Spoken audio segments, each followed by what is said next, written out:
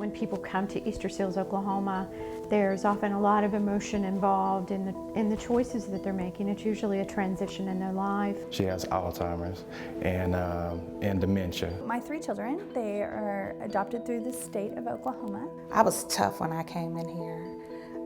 It's like my baby, my baby, my baby, instead of Malachi, our student. It was a lot of obstacles that we had to hurdle over as far as, I didn't know what I was going to be able to do with my mom, if I could find someone to take care of her. She needs a really structured environment, and we've been at other well thought of daycares here in the metro, and even a month before we were here, he was at another one for only a month, and they just said, well, he's just not ready for all day care. I truly believe that we are committed to enhancing the lives of all children and adults with disabilities. Well, I guess in the past, people thought of Easter Seals as working with clients with physical disabilities. Because we were like the Society of Crippled Children.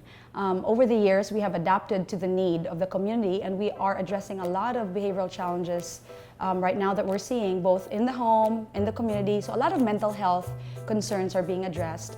What's great about what we have right now is we have on-site services. So we have speech therapy, occupational therapy, and behavior therapy on-site. So parents don't have to travel everywhere just to receive those services. Professionally, it means that I can be more reliable at work, and that I can actually be somewhere when I say I'm going to be there. And for our home life, it gives us the hope that our kids are going to grow out of this, and that they can actually function in a classroom and do their work without throwing huge fits. People think that daycares like this are for the special kids, but the inclusion piece is so important. If you're not around different things, then they are different. But if at 2 you're with a child who's on a walker or who speaks a little differently, then as you grow up, it's just another kid because you see the similarities as opposed to the differences. We are fortunate in that we have an on-site early learning and inclusion academy, meaning for children with and without disabilities. Then we also have an adult day center for ages 18 and up that have disabilities, and between those two they interact in an intergenerational program that is therapeutic, and it could be through song, it could be through exercise, it could be just through relationships. As soon as those kids run, because they literally run through the door and jump in their laps, their faces light up, they're smiling, laughing, coloring with the kids. They love when the kids come over here. The kids love being with them as well. They bring their toys over or their books. We read, we color, we listen to music. We might have entertainment for the day. They come over and sit with us for the entertainment. They love it. They love it. My daughter's class and other little kids to be able to come over to the adult side. She gets a chance to visit with her grandmother and other adults and do drawings and little tea parties and stuff like that. I love the magic of children, which I think is also why our intergenerational program is so successful, because there are no preconceived notions. They're their friend, regardless of what their ability or their disability is. We are able to use those typical peers as role models for our children with disabilities.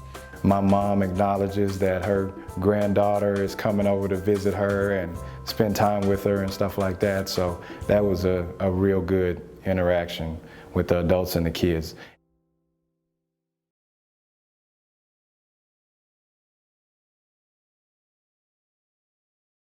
Malachi was born prematurely with Down syndrome and a heart defect, which we knew about prenatally.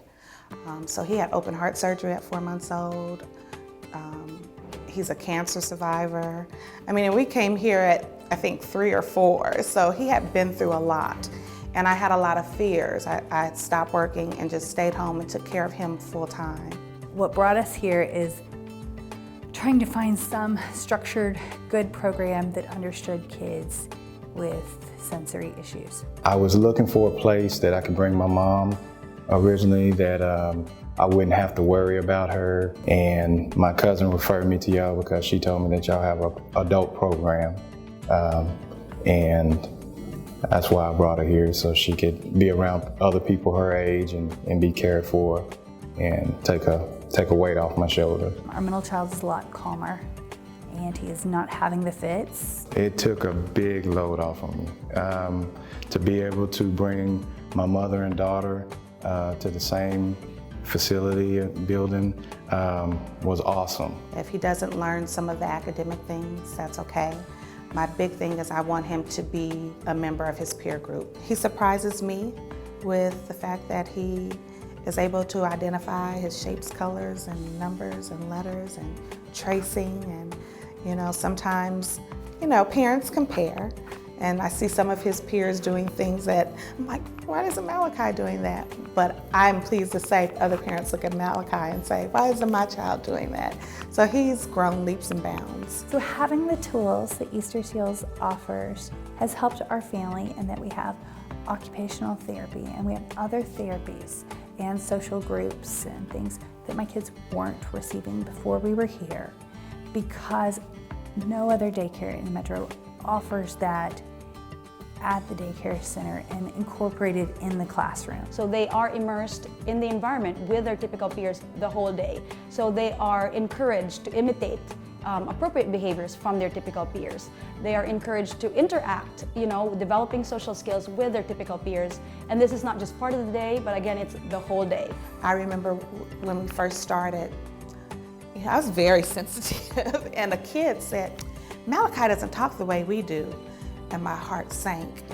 But before I could feel the pain, he goes, but we're gonna help him. So this little 3-year-old is telling me that, yes, Malachi struggles to talk, but he's my friend and I'm going to help him. This school, they actually want to come. They are running in the building. They want to see their teachers, and they are excited every day to come to school. The staff are exceptional, from the receptionist when you walk in the door to the direct services program staff, the one-on-one. They care, they listen, and they mean it. And that's the best thing for people to know, is that when they come here from start to finish, you're going to get everything that you need to make those difficult choices. I love every aspect of working here, from my coworkers to the curriculum I get to teach to the resources that we have.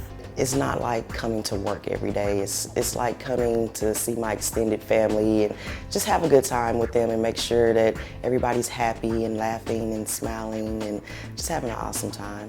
Being here is what it's all about. I go around, I do my rounds, I work with the clients, I work with the staff. It's a great place to volunteer.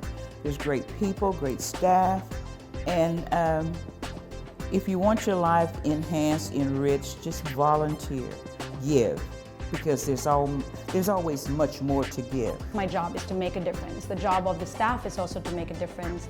I love what I do. It's a very fulfilling job. What a change we've morphed in through time, that we kind of cast people to the shadows that had a disability, much like mental illness, that we disregarded someone with a disability, that they weren't worthy of our time. It begins with our children to change that perception, and in a program just like the intergenerational program, where children see no differences and the adults learn from the children, it's a beautiful, magical thing.